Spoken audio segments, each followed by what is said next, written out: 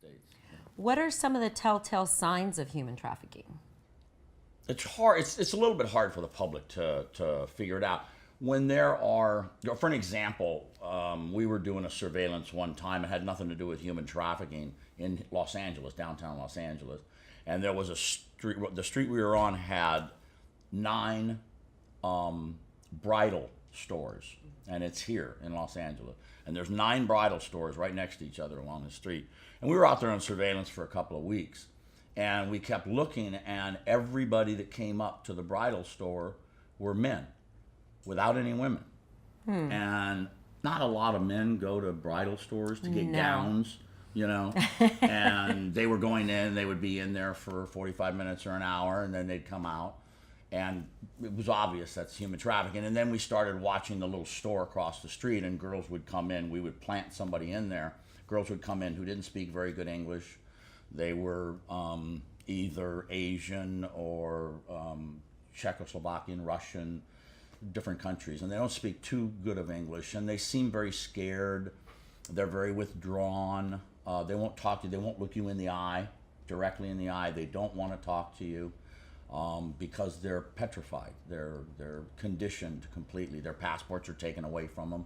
They're brought into the country. They think they're coming in to be maids or hostesses in a nightclub, receptionists, secretaries, and things like that.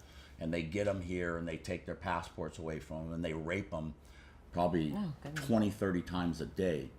And they do this for about a week. And after someone has done that to you for about a week, you'll do anything they say. And they show them photographs of their families in Europe, and there'll be an actual picture of their younger sister or younger brother in the crosshairs of a gun. The picture is taken through the scope of a rifle, and it's aimed right at their parents or their siblings.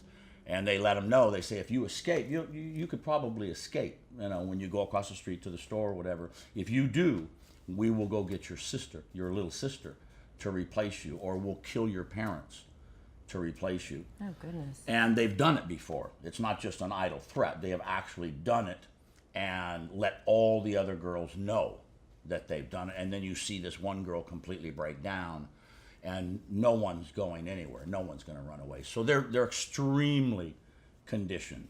Now, how do you infiltrate that? What do you do to get them out? Very carefully.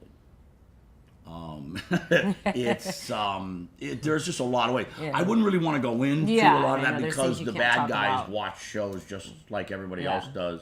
You know, that's why there's these murders that happen nowadays, and people watch CSI. Yeah. And they watch, you know, all these different crime shows, and they learn what not to do. They learn to have the boots on and the glove, just everything. So they learn. It's sort of a how-to. A lot of these shows are how to murder someone and get away with it.